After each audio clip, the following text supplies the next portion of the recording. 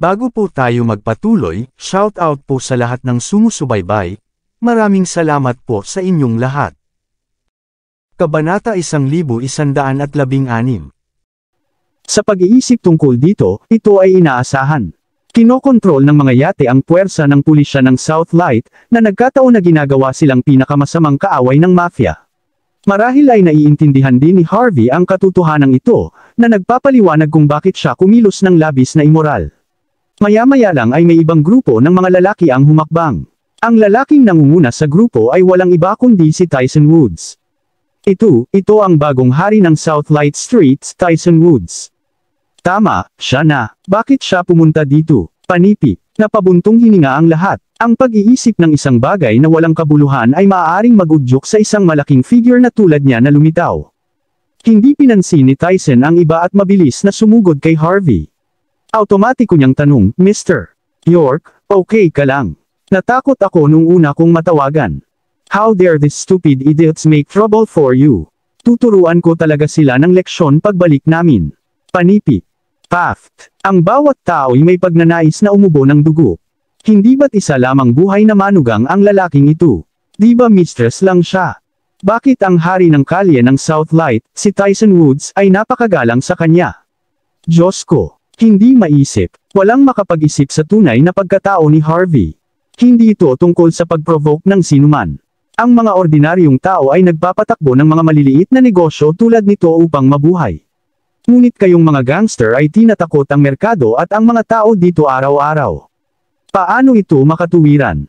Maaari mong malaman kung paano haharapin ang sitwasyong ito. Nang marinig ang sinabi ni Harvey, hindi sinasadyang nang ineg si Tyson. Galit ang head coach. Sa susunod na sandali, tumalikod si Tyson at inihampas ang kanyang backhand sa mukha ni Master Cesar. Anong nangyayari dito, Mr. Cesar? Di ba binalaan na kita nung meeting natin? Ang mga tao sa linyang ito ng trabaho ay kailangang magbago. Hindi na kami gumagawa ng mga bagay tulad ng blackmail protection at panggigipit ng mga tao. Pumasok ba ang sinabi ko sa isang tenga at lumabas sa kabila? Mabilis na lumuhad si Master Cesar sa lupa at nagpakumbaba. Mr. Tyson, kasalanan ko, hindi ako mahigpit sa mga turo ko. Ang pagkakasala kay Mr. York ang pinakamalaking pagkakamali ko. Ginoo, York, I'm so sorry. Kasalanan ko ta. Parusahan mo ako ayon sa gusto mo. Hingal. Napanganga ang lahat sa nakita. Walang sinuman ang mag-aakala na ang mataas at makapangyarihang Panginoong Cesar ay agad na yumuko kay Harvey. Maging ang umiiyak na si Kuya Fly ay natulala. Natigilan si Harry Becca. Natigilan si Nick Lachey. Nataranta rin si Mandy. Ang mga pangyayaring naganap sa kanyang harapan ay lampas sa kanyang inaasahan. Walang inaasahan na magiging ganito ang mga pangyayari. Kabog, kabog, kabog. Maya-maya lang ay maririnig na ang nagmamadaling yabag. Isang lalaking nakasuot ang sumugod, may kasamang isa pang lalaking nakauniforme ng Chief Inspector. Nang makita sila, may automatikong napabulalas, iyon. Buckwood Police Department Chief Inspector Yannick Bison. At iyon ang unang tao ni Buckwood, si Yoel Graham. Ano? Sa sandaling ito, ang ulo ng lahat ay manhid. Bakit nandito sina Yoel Graham at Yannick Bison? Nagkataon namang bumibisita si Tyson kay Yoel noon. Siyempre, nang makatanggap si Tyson ng balita tungkol sa sitwasyon ni Harvey, alam din ito ni Yoel. Kapag nakikitungo sa malalaking isyu tulad niyan, dadalhin ni Yoel ang kanyang pinagkakatiwalaang alipors na si Yannick Bison. Tumakbo ang dalawa papunta kay Harvey. Hindi napigilan ni Yoel Graham na mapabuntong hininga nang makitang okay na si Harvey. Agad namang yumuko si Yannick Bison sa harapan ni Harvey. Ang tanawin ay lubos na nagulat sa mga tao. Sino si Harvey York? Bakit ba siya nirerespeto ng mga malalakas na ito? Lalo na ang unang in-command ni Buckwood, si Yoel Graham.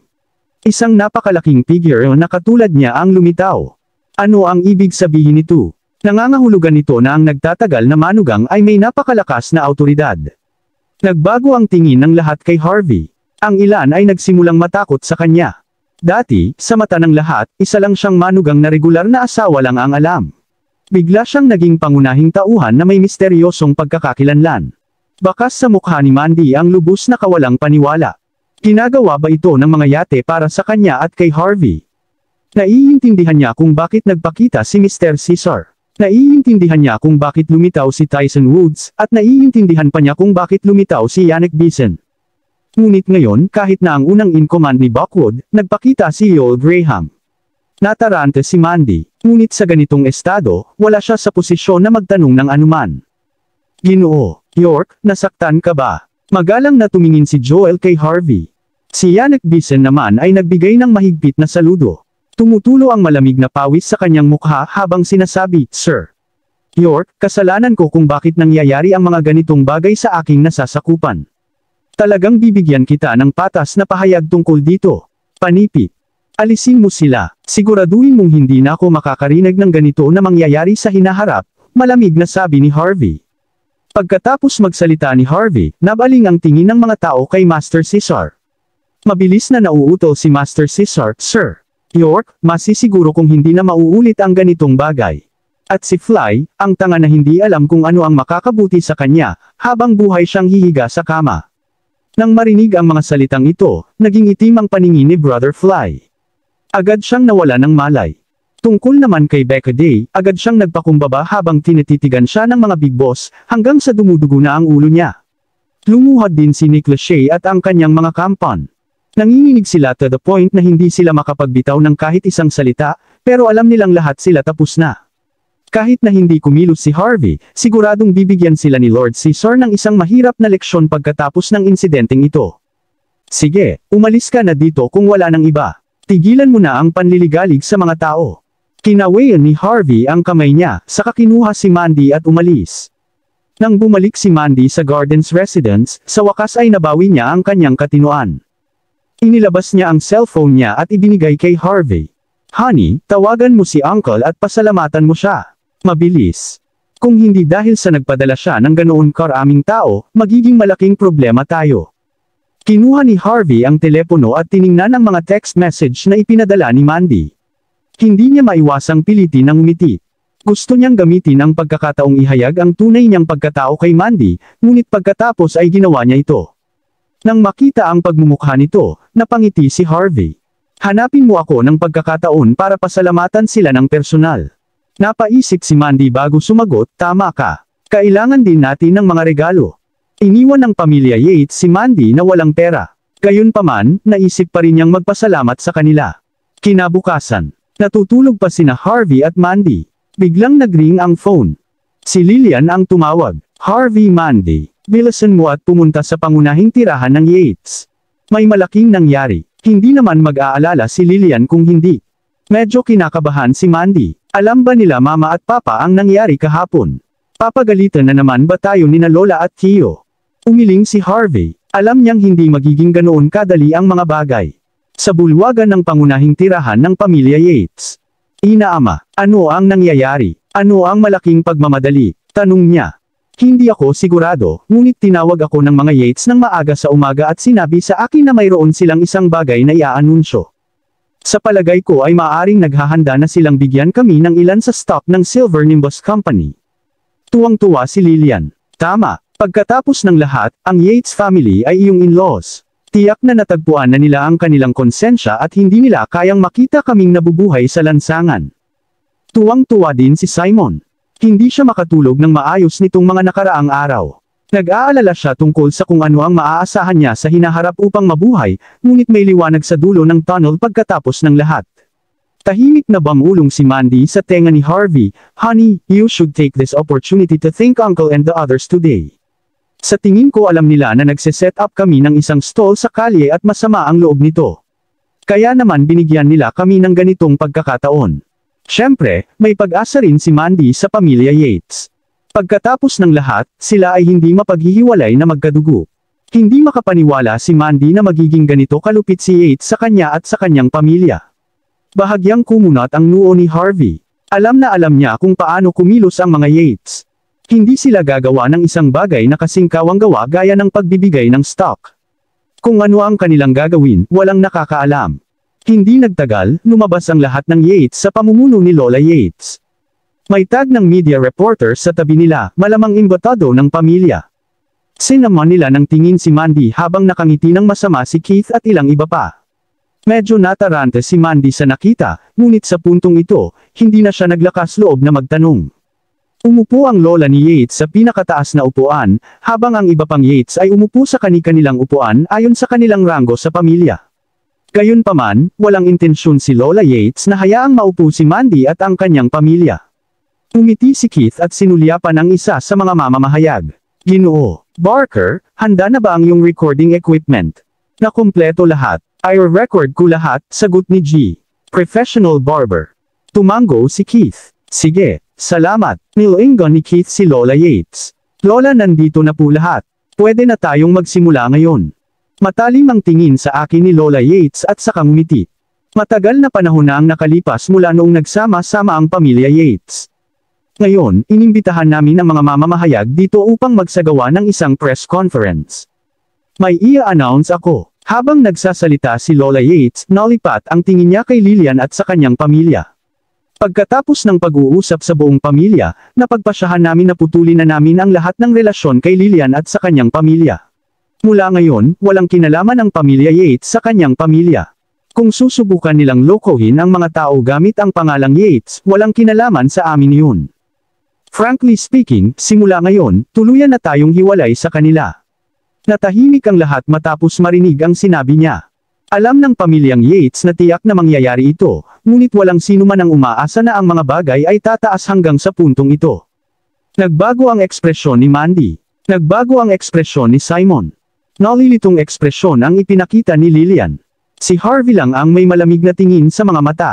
Alam niyang hindi maayos ang pamilya Yates, ngunit hindi niya akalain na magiging ganito kalupit ang mga ito. Wala silang pakialam sa pamilya nila noon. Napatitig si Lillian kay Lola Yates na parang hindi makapaniwala. Nanay ni Lillian ang babaeng iyon, pero paano niya nasabi ang ganoong bagay? Inimbitahan pa niya ang mga mamamahayag ng media para sa lahat ng ito. Ito ay malupit. Natakot si Simon hanggang sa nawalan ng kulay ang kanyang mukha. Masyadong seryoso ang usaping ito. Baka wala na silang pagkakataong humingi ng pagkain pagkatapos nito. Si Mandy naman ay hindi makapaniwala sa narinig. Ang kanyang lola at tiyuhin ay nakakuha na ng 300 milyong dolyar na halaga ng kanyang stock, ngunit hindi man lang sila nabigyan ng paraan para mabuhay siya at ang kanyang pamilya. Ang pinakamahalagang bagay ay inihayag pa nila ito sa publiko at sinabi sa buong mundo. Ito ang katumbas ng pagsasabi sa lahat na hindi nasusuportahan ng pamilya Yates ang pamilya ni Mandy mula rito. Lola, Tio, bakit? Hindi mo ba kami tinulungan kahapon? Bakit ganito ang pakikitungo mo sa amin ngayon? Hindi makapaniwalang tanong ni Mandy. Naramdaman ni Keith na medyo kakaiba ang mga sinabi niya, pero malamig pa rin siyang tumawa. Hindi ko alam ang sinasabi mo. Sa huli, simula nang magsalita si Lola, napagpasyahan na ito. Mas alam ng pamilya mo kung ano ang makakabuti para sa iyong sarili. Mula ngayon, ang aming nangungunang pamilyang Yates ay walang kinalaman sa isang pamilyang slum na tulad mo. Panipi. Kahit anong gawin ng pamilya mo sa hinaharap, hindi sasali si Yates. Kahit magkita tayo sa publiko, magkunwari tayong hindi tayo magkakilala. Ngayon, pumunta ka na. Napakalamig ng ekspresyon ni Keith, puno ng kalupitan. Umalis ka sa pamilya Yates ngayon din. Hindi ka namin kailangan dito. Tama, Lillian. Dahil kasal ka na kay Simon, palitan mo na lang ang apelyido mo. Wala kang karapatang tawaging Yates. Tumawa ng malakas ang pamilya Yates, malamig at malupit. Nanginginig si Mandy sa kanyang bota. Sa wakas ay naunawaan niya na ibinigay niya ang dating ari-arian sa isang grupo ng mga lobo. Hindi, mas mabuti kung ibigay niya ito sa isang tunay na grupo ng mga lobo. Hindi man lang may kumpara sa lobo si Yates. Nasa bingit ng pagbagsak sina Simon at Lillian. Inaasahan nila na si Yates ay maantig ng kanilang konsensya at ibalik ang ilan sa mga stock ngayon. Hindi nila inaasahan na ang mga bagay ay magiging iba at ang pagtatapos na ito ay naghihintay sa kanila. Naglaho na lang ang tinatawag na family concept, lalo na kay Lillian, na wala ng karapatang magdala ng pangalang Yates. Magtanong lamang, para sa bawat pangunahing pamilya, mayroon bang mas masahol pa rito? Fact. Walang tigil na umindayog ang katawan ni Lillian. Ang dating matangkad at makapangyarihang si Lillian, na ipinagmamalaki bilang si Yates, ay hindi na nakayanan ang sitwasyon. Umubo siya ng isang bibig ng dugo. Honey, ina, dali-dali namang binuhat ni na Simon at Mandy si Lillian. Gayunpaman, ikinaway ni Lillian ang kanyang kamay at pinandilatan si Lola Yates. Bakas sa mukha niya ang kawalan ng pag-asa at galit. Ano, may sasabihin ka pa ba sa desisyon ko? Dapat ay pinalayas na kita sa bahay 20 taon na ang nakalipas. Hindi mo ba naunawaan ang pasasalamat noong pinahintulutan kitang magkaroon ng kaluwalhatian ng pamilya Yates sa loob ng 20 buong taon? O sa tingin mo ba ikaw ay napinsala? Hindi ka ba masaya? Hindi makapagsalita si Lillian. Bakas din sa mukha nila Mandy at Simon ang kawalan ng pag-asa. Ano ang masasabi nila sa ganitong sitwasyon? Sa madaling salita, ang pagsasabi ng kahit ano ngayon ay magiging walang silbi. Oo, hindi tayo masaya, okay. Sa sandaling ito, si Harvey, na matagal nang napabayan ng pamilya Yates, ay tumayo at ibinuka ang kanyang bibig. Hindi ka masaya. Anong karapatan ang magpapalungkot sa isang taong tulad mo? Karapat-dapat ka bang sabihin yun? May karapatan ka bang huminga sa harap ng pamilya Yates? Tumabas ka na ngayon. Nagtawanan ang mga yate pagkatapos tumayo si Harvey para magsalita. Sa mata ng pamilya Yates, si Mandy at ang kanyang pamilya ay walang anumang katayuan. Mas mababa pa sa kanila si Harvey. Lola Yates, Keith, naniniwala ka bang pagsisisihan mo ang ginawa mo ngayon? Nangungunang ranggo ng Yates family. Sabi ni Harvey na nakangisi. Natatakot ako na hindi mo mapapanatili ang kaluwalhatian ng unang ranggo sa lalong madaling panahon. Sassy, malamig na ungol ni Keith. How dare you curse my upper-class Yates family like this? Swaying tanga, gusto mo magsisi ang pamilya Yates. Imposible. Ngayong nasa ating mga kamay ang lahat ng stock ni Mandy, nasa atin na ang lahat ng autoridad at kayamanan sa mundo. Paano tayo magsisisi? Panipit, hinding-hindi mauunawaan ng buhay na scam na tulad mo kung gaano kalakas ang pamilya Yates. Tawa ng tawa ang pamilya Yates. Sa mga mata nila, baliw lang si Harvey. Tumahimik ka. Sa sandaling iyon, tuluyang nanimbalik si Lillian.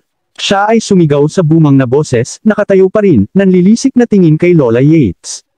Nay, gusto kong tanungin ka, nakagawa na ba ang pamilya ko ng isang bagay na walang galang sa pamilya Yates? Hanggang sa punto, gusto mong putulin ang lahat ng relasyon sa amin. Ano bang nagawa nating mali? Kahit na gusto mo kaming patayin, sabihin mo sa amin kung bakit. Dahan-daang ibinuka ni Simon ang kanyang bibig para magsalita. Lola, maaaring wala kaming naiambag ng anuman sa pamilya Yates, ngunit hindi namin karapat-dapat ang paggamot na ito. At least, pinaghirapan namin si Yates kahit wala kaming may ambag. Pagkatapos ay matigas na idinagdag ni Mandy, Lola, hindi ba ibinigay ko sa iyo ang lahat ng piraso dahil gusto mo ito? Hindi pa ba sapat iyon? Ang mga yate ay nakinig habang si Mandy at ang kanyang pamilya, sa kanilang katalinuhan, ay walang kahihiyang nagyayabang. Nagkatinginan sina Lola Yates at Keith bago muling tumawa. Hindi na makapagsalita pa si Lola Yates. Ikinumpas niya ang kanyang kamay, sinenyasan si Mandy at ang kanyang pamilya na umalis. Tumawa ng masama si Keith. Hindi mo ba naiintindihan? Kinatawan ko ang pamilya Yates para makipag-usap sa iyo ng maaga, sa pag-asang makakabili tayo ng mga share ng Silver Nimbus Enterprise. Ngunit tinanggihan ni Mandy ang alok. Nagawa mo lang makamit ang lahat dahil sa suporta ng pamilya Yates, pero hindi mo ipapakita ang iyong katapatan kapag kailangan ito ng pamilya Yates. Naglakas loob ka pang suwayan kami. Panipit. Habang nagsasalita si Keith, tinuro niya ang hintuturo niya kina Lillian at Simon. At kayong dalawa, ang mga Yates ay bukas palad na nag-alok kay Mandy ng $300,000 upang bilhin ang lahat ng kanyang stock. Ito ay isang pagpapakita ng katapatan at pakikiramay ni Yateses. Pero paano ka? Sa halip ay nakinig ka sa mapanirang usapan ng buhay na manugang at tinanggihan mo kami. Panipit. Kailangan ninyong lahat na magbayad para dyan. Ngayon, kami ay bukas palad sa pamamagitan lamang ng pagputol ng lahat ng ugnayan sa pagitan ng dalawang pamilya. Kung hindi ka aalis ngayon, huwag mong sisihin ang pamilya Yates sa pagtalikod sa iyo at pagsira sa lahat ng iyong mga paa. Oo, bilisan mo at umalis ka na dito. Malamig na tumawa ang iba pang mga tao ni Yates sa gitna ng maiinit na mga tandang. Kumuha pa ng walis ang isa sa kanila para itaboy si Mandy at ang kanyang pamilya. Pilit na tumawa si Lillian at muling tumingin kay Lola Yates. Ina, may huling itatanong ako, kaya sagutin mo ako. Kailangan mo bang maging ganito kalupit sa pamilya ko at sa akin? Ibinuka ni Lola Yates ang kanyang bibig para sumagot. Scram, ito na ang huling beses na sasabihin ko ito. Kung tawagin mo pa akong nanay, may pumipunit sa bibig mo. Nang marinig ang mga salitang ito, natisod si Lillian at napaatras. Bumagsak siya sa pagkakaupo, ang kanyang mukha ay pininturahan ng isang ekspresyon ng tulala na hindi makapaniwala. Sa mahabang panahon, hindi siya makatayo. Napasinghap si Harvey sa masakit na tanawin. Saka siya naglakad pasulong para buhatin si Lillian pabalik. Ma, alis na tayo. Hindi namin kailangan ang suporta ng isang pamilyang Yates. Sa ilang sandali, si Mandy at ang kanyang pamilya ay nahulog sa isang mahigpit na pakikibaka. Maaari lamang silang magtago sa kanilang mga tahanan, hindi na makalabas. Sa kabutihang palad, darating ang defense change ceremony ng Southlight Military Force makalipas ang 2 araw. Si Mandy at ang kanyang pamilya ay nasa balita lamang buong araw bago ang seremonya. Maraming salamat sa lahat ng sumusubaybay. Please subscribe and follow my YouTube and Facebook channel, Filipino Novel. Maraming salamat po. Samantala, sa loob ng tahanan ng pamilya Leo, naghanda ng regalo si Chris Leo. Tinawag niya si Jesse Tate at inilabas ang regalo. Commander Tate, ano sa palagay mo kung ibibigay ko ito sa head coach bukas? Tanong ni Chris na naka-cross arms. Sinulyapan siya ni Jesse bago sumagot, not bad. Ang head coach ay mula sa militar. Maaaring nagretiro na siya, ngunit gusto niya ng ganito. Mabuti, napakabuti. Tumawa si Chris. Tama, paano ang mga pagsasaayos tungkol sa head coach na kumikilos bilang isang saksi para sa aking kasal? Napangiti si Jesse. Walang problema. Nakipag-ugnayan ako kay Ethan Hunt mula sa Sword Camp. Sinabi niya na tinanong niya ang head coach tungkol dito at sinabi sa akin na ito ay magiging maayos. Panipi. Laking gulat ni Chris. Hunting ni Ethan. Ang lalaking katumbas ng unang commander ng Southlight at ang unang commander ng Southlight Military ay kailangang humingi ng kahilingan sa head coach. Tamang sagot ni Jesse, oo naman. Kasama rito ang isa sa 4 na Diyos ng digmaan, si Bellamy Blake na nanunungkulan ngayon. Lahat tayo ay mga mandirigma na pinalaki ng head coach. Kung walang head coach, walang tayo. Kaya si Prinsipe Leo, kailangan mong bigyang pansin bukas. Huwag mong saktan ang head coach. Mayroon siyang isa sa pinakamataas na katayuan sa puso ng bansa H. Madali siyang maging isa sa mga elder sa militar kung gugustuhin niya. Hindi maaring saktan ng pamilya ni Leo ang mga taong katulad niya. Napabuntong hininga si Chris. Alam niyang malakas ang head coach. Ang awtoridad ng lalaki ay napakalaki, at ang antas ng kayamanan ay hindi naiiba. Pero ang hindi alam ni Chris ay ang galing ng head coach. He then asked, with a grave expression on his face, Commander Tate, pamilya tayo lahat dito. Pagdating ng panahon, dapat magsabi ka ng magagandang salita sa akin. Panipi. Nakadepende sa iyo kung makukuha ko ang suporta ng head coach o hindi. Nakangiting sagot ni Jesse, oo naman. Anyway, ang pamilya ni Leo ang pangunahing tahanan ko. Ang pagtulak sa iyo sa mga ranggo ay mas mahusay kaysa sa paggawa ng mga tagalabas na manalo. Panipi. Hindi tanga si Jesse. Naintindihan niya ang totoong intensyon ni Chris na gustong makipagkita sa head coach. Natawa si Chris sa sinabi ni Jesse, hindi na siya makapaghintay na dumating ang bukas. Pagkatapos bukas, matapakan ko si Quentin York sa ilalim ng aking mga paa. Babalik din sa mga kamay ni Leo ang pamilya Leo. Ang pamilyang Robbins, ang pamilyang Cloud, at ang pamilyang Yates ay muling naupo. Napatingin sina Callum Robbins at Carson Cloud kay Lola Yates at ngumiti. Congratulations, Lola Yates. Sa $150 milyong na kumpanya sa iyong mga kamay, ang pamilyang Yates sa wakas ay mapapabilang sa leaderboard ng mga pamilyang may pinakamataas na ranggo. Medyo bitter silang dalawa habang sinasabi ang mga salitang ito. Ito ay totoo lalo na para kay Carson Cloud, na naglalagay ng nakakatakot na ekspresyon. Si Eric Cloud ay nabalian ng mga paa at nagdusa ng matinding pagkalugi dahil sa usaping ito. As of now, koma pa rin siya. Ang pamilya Yates ay nakatanggap ng pinakamalaking benepisyo mula sa buong plano. Nakangiting sagot ng lola ni Yates, alam kong pareho kayong may kanya-kanyang opinyon sa bagay na ito, pero bibigyan namin kayo ni Yates ng 2 patas na pahayag.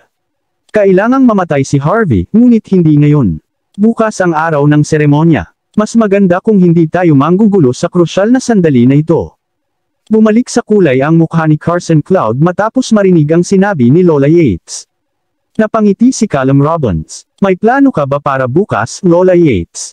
Sagot ni Lola Yates, ang defense switching ceremony bukas ay gaganapin sa Government Hall ng Southlight. Pati na rin si Bellamy Blake, ang bagong itinalagang Southlight Military Commander na si Oscar Armstrong at head coach ay dadalo din sa seremonya. Bukas, aayusin ni Keith ang upuan ng lahat. Kapag nangyari iyon, kung makukuha ninyong dalawa ang suporta ng head coach o hindi ay depende sa inyong kakayahan. Nang marinig ang mga salitang ito, naging masaya sina Callum at Carson. Alam na nila ang tungkol sa maalamat na head coach. Nagpunta pa sila upang magtanong para sa impormasyon mula sa mga tao sa militar upang maunawaan ang katayuan ng head coach. Kung magagamit nila ang pagkakataong ito para makilala ang head coach, hindi na kailangang umasa ang Robbins, Cloud, at Yates sa iba. Kapag nangyari iyon, ang mga pamilyang York at Leo ay mayayapakan sa ilalim ng mga paa ng aming pamilya. Hindi na sila makapaghintay pa. Sa isang liblib na manor sa isang lugar sa likod ng Silver Nimbus Mountain. Umupo sa harap sina Quentin at Stephen York habang naglalaro sila ng chess. Sa huling paglipat ni Quentin, ang buong board ay natatakpan ng mga itim na piraso. Tumawa si Stephen. Tulad ng inaasahan mo, kuya. Napakalakas na galaw. Medyo epektibo, talaga. Sa pagtingin sa chessboard, ang Southlight ay nasa ilalim pa rin ng iyong kontrol, kapatid. Kalmadong sagot ni Quentin, under my control. Natatakot akong hindi.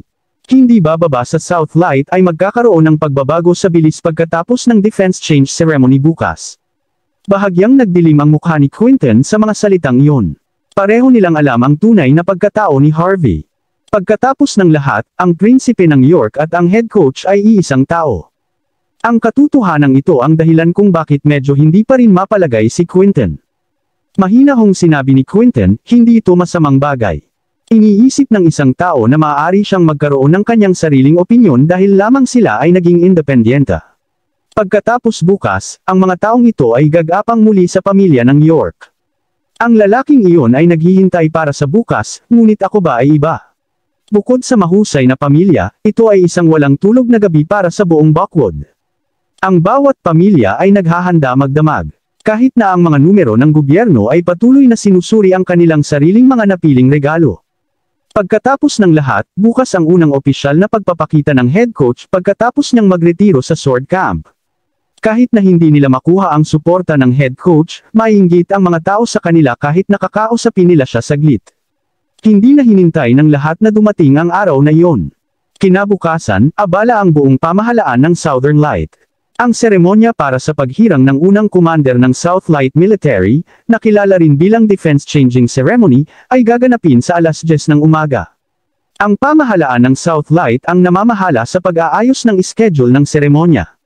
Si Keith Yates ang nanguna sa buong seremonya. Kinumpirma niya na ang head coach ay lalabas sa Defense Change Ceremony sa pagkakataong ito at na si Bellamy Blake ay itatalaga bilang unang commander sa militar ng Southlight. Gagawin ng commander si Bellamy ang karangalan. Tuwang-tuwa si Keith. Dahil siya ang namamahala sa buong proseso, mayroon siyang malinaw na pag-unawa sa bawat hakbang. Sa kasong iyon, maaari siyang, aksidenteng, mag-set up ng isang pulong sa pagitan ng head coach at Lola Yates kasama ang iba. Ito ay talagang mahalaga kay Yates. Kung makakasalubong nila ang head coach, biglang tataas ang ranking ni Keith. Sa pag-iisip nito, muntik nang maglaway si Keith. Alas 9 ng umaga. Nagpalit si Harvey ng medyo formal na damit, pagkatapos ay gin-icing si Mandy kasama ang iba. Tatay, Mama, Mandy. Dapat magsuot din kayong lahat ng formal. Dadalhin kita sa isang lugar para makapagpahinga. Natarante si Mandy at ang iba pa. Gayunpaman, hindi nila kailangang pumunta sa trabaho, at wala rin silang ibang mapupuntahan. Simula nang magtanong si Harvey ay nagpalit na sila ng formal na damit at sumakay sa sasakyan nang hindi na nagtanong pa. Di nagtagal, si Harvey ay nagmamadali patungo sa bagong distrito sa Buckwood. Walang pakialam si Mandy. Ang bagong distrito sa Buckwood ay isang bagong binuo na functional area na may ilang ahensya ng gobyerno na tumatakbo doon, kasama ang maraming commercial complex. Akala niya gusto lang siyang ihatid ni Harvey sa shop at magpahinga. Maya-maya, naramdaman ni Mandy na may mali. Nakita niya ang mga sundalo na may aktwal na mga baril na nakabantay sa maraming intersection. Mayroon ding ilang mararangyang sasakyan na dumadaan, kasama ang isang malaking Army Green Battlefield Buggy. Lahat ay nagmamaneho sa parehong direksyon. Baka may malaking commercial event. Curious si Mandy. Honey, saan tayo pupunta? Ngumiti siya.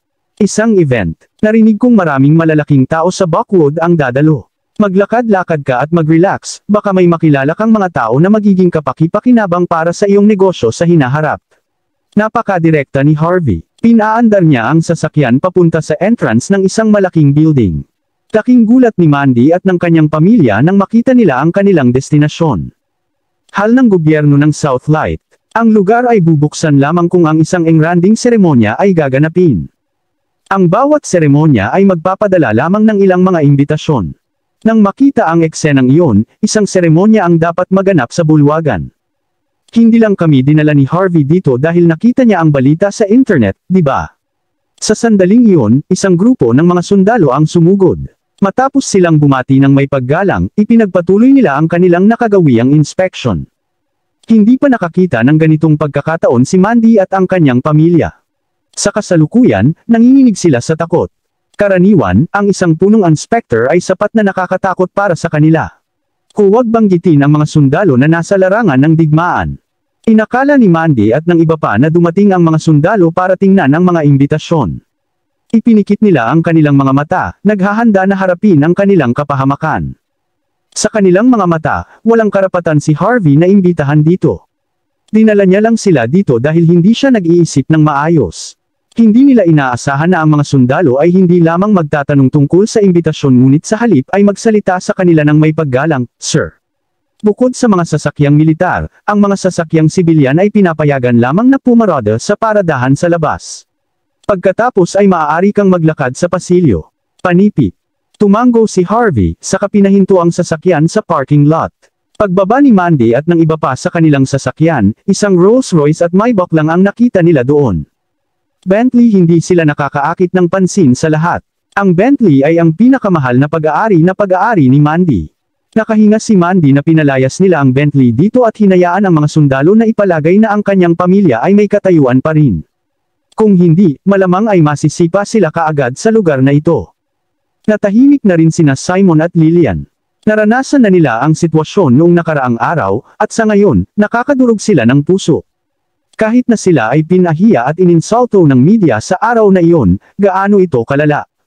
Nag-usi sa sina Simon at Lillian sa bulwagan. Hindi maraming tao, isang seryosong aura ang napuno ng hangin. Lahat ng naroon ay curious sa event na gaganapin sa araw na iyon. Kayong mga tao, bakit nandito ang buong pamilya mo? Isang nakakagulat na boses ang narinig mula sa gilid. Tumingon si Mandy at ang kanyang pamilya at nakita ang mga tauhan ni Yates na papalapit sa kanila na may malalaking hakbang. Wala si Keith Yates, ngunit ang namumuno kay Yates ay si Lola Yates mismo. Ang taong nakatayo sa tabi niya ay isang napakagandang babae na may tinny na brown na buhok, si Phoebe Yates. Nag-aral siya noon sa Amerika at 2 araw lang nakabalik. Agad siyang sinundo ni Yates sa pagkababa ng eroplano ng madaling araw. Bagamat maganda si Phoebe, ang mananipis niyang labi at mausok na mga mata ay nagbibigay sa kanya ng mahigpit na tingin. Umiti si Phoebe at ibinuka ang kanyang bibig para magsalita. Hindi ba ikaw si Mandy Zimmer? Balita ko ang buong pamilya mo ay pinalayas ni Lola Yates mismo. How dare you show pa rin sa lugar na ganito?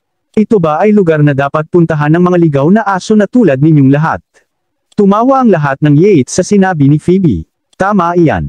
Bakit naruroon ang mga asong gala sa mga ganitong formal na kaganapan? Ngayon ay ang defense changing ceremony. Walang sinumang walang imbitasyon ang makakapasok. Ayon kay Keith, ang isang imbitasyon ay hindi isang bagay na maaaring makuha ng isang ordinaryong tao.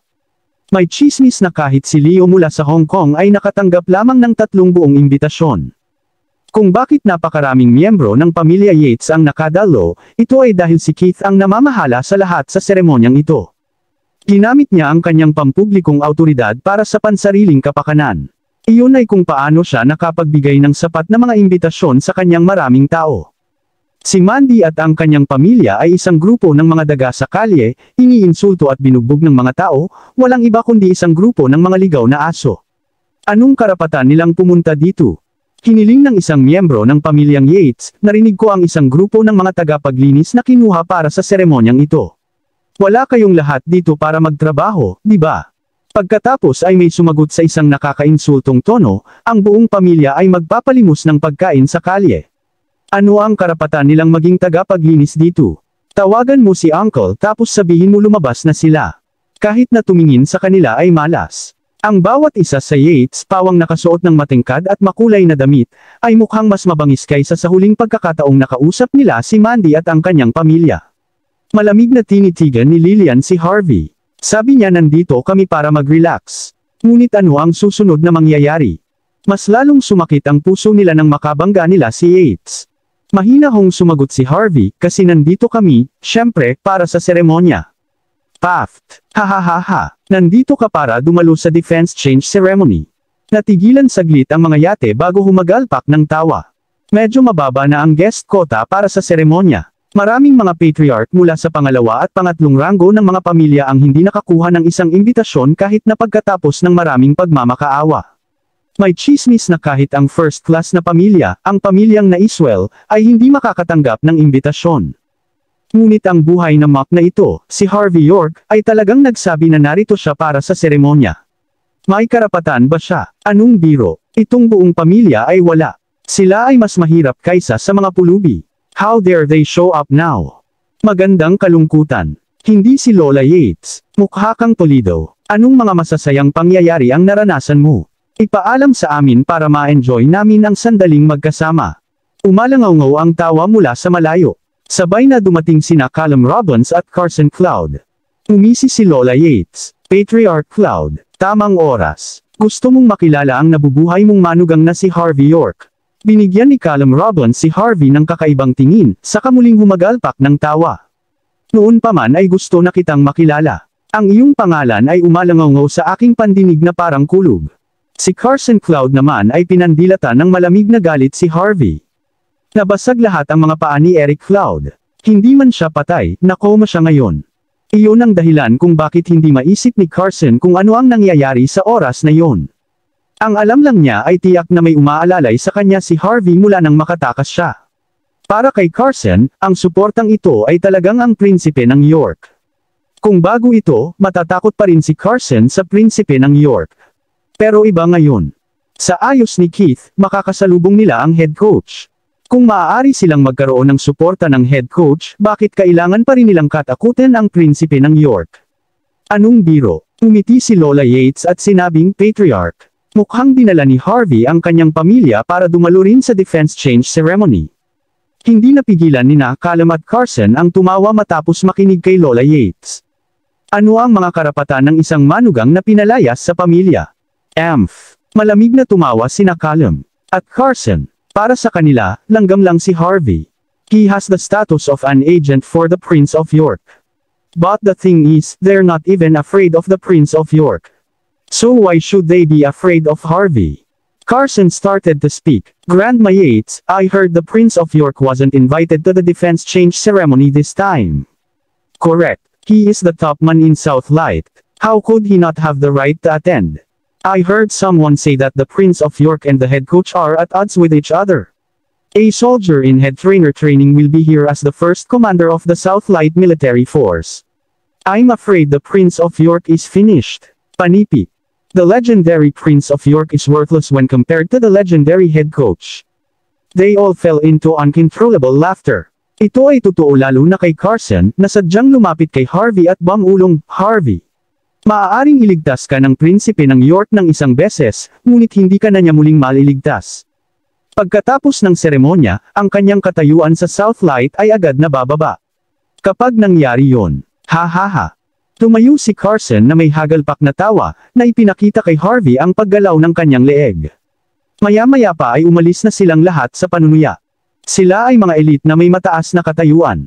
Bakit kailangan nilang mag-aksaya ng oras sa pakikipag-usap sa mga duming nakatira sa bahay? Si Simon at Lillian ay lubos na nabigla. Ang lahat ng mga taong ito ay kumakatawan sa Buckwood, gayon din ang buong elite na Southlight Social Circle. Sa harap ng mga ganyang tao, wala man lang karapatang magbuka ng bibig sina Simon at Lillian.